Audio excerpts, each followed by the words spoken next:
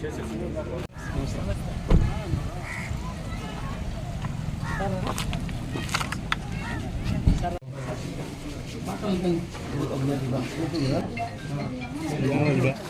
గ్రామ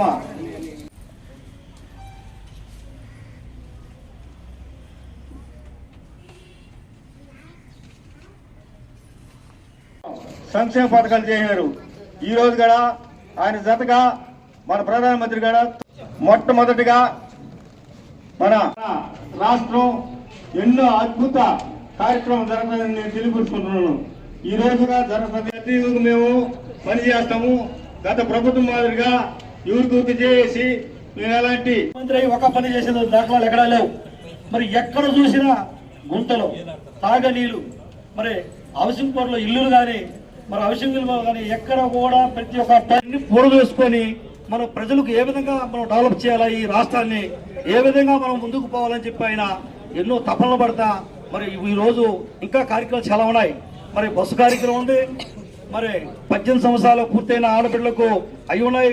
మరి ఒక్కోటి అంచెలంచెలుగా చేయడానికి ఆయన ముందుకు పోతా ఉన్నాడు. పోలీస్ స్టేషన్లో పోతే పోండి బయట ఎన్నిసార్లు మమ్మల్ని బయట తిట్టాడు. ఎన్నో అవమానాలు పడ్డాం. మేము చేస్తున్నావా?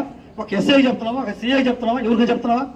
ఎవరి విషయం న్యాయం చేయండి, తగాదలొద్దు, న్యాయపాత పోండి అని చెప్పి మేము చెప్తున్నాం. కానీ ఎక్కడ చెప్పలేదు. మీరందరూ కూడా స్వేచ్ఛగా ధైర్యంగా పనిచేయాలా. ప్రతి ఒక్క పని కూడా అధికారుల చేతుల్లో ఉన్నాయి. ఏ పని కూడా దాచిపెట్టి పనులు చేయకూడదు.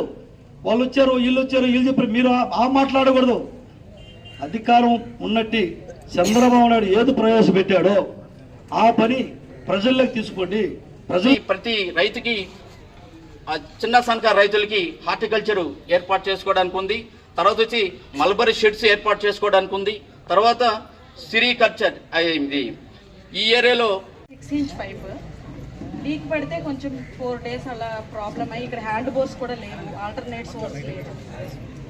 సో అక్కడ ఏమైనా ప్రాబ్లం అయితే మాత్రం ఇప్పుడు ఈ పంచాయతీలో చాలా సమస్యలు ఉన్నాయి. సీసీ రోడ్లు కానీ, కరెంట్లు కానీ, కుదిరి పంచాయతీలో సీసీ రోడ్లు కానీ, కరెంట్లు కానీ, అలాగే శ్మశాన దారి నిర్మాణం లేదని చెప్తున్నారు. ఇవన్నీ మెల్లిగా ఒక్కొక్కటిగా తీరుస్తామండి. అలాగే అధికారులందరూ కొంచెం వీటి మీద ధ్యాస పెట్టి, అంటే వాటర్ సప్లై కూడా లేదు కదా సరిగ్గా, వాటి కూడా ప్రపోజల్స్ ఇవ్వండి.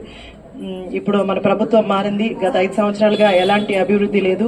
ఇప్పుడు ఇట్లా గ్రామ సభలు పెట్టి గ్రామంలో ఉన్న ప్రతి ఒక్కరూ మీకున్న సమస్యలు ఇక్కడ అధికారులతో కానీ, అలాగే నాయకులతో కానీ వాళ్ళ దృష్టికి తెస్తే ఖచ్చితంగా ఈ ప్రాబ్లం సాల్వ్ అవుతాయి. అలాగే నేను కూడా నియోజకవర్గంలోనే ఉన్నాను. ఏ సమస్య వచ్చినా నా దాకా తీసుకురండి. అలాగే ఇప్పుడు మన ముఖ్యమంత్రి గారు నారా చంద్రబాబు నాయుడు గారు అభివృద్ధి చేయడానికి చాలా కృషి చేస్తున్నారు. ఆయన ఏమంతా ఎక్కడ పేదవాళ్ళు ఉండకూడదు, పేదరికమే ఉండకూడదని కృషి చేస్తున్నారు. కాబట్టి ఇంకా 5 సంవత్సరాల్లోనే ఖచ్చితంగా అభివృద్ధి అంతా కనిపిస్తుంది.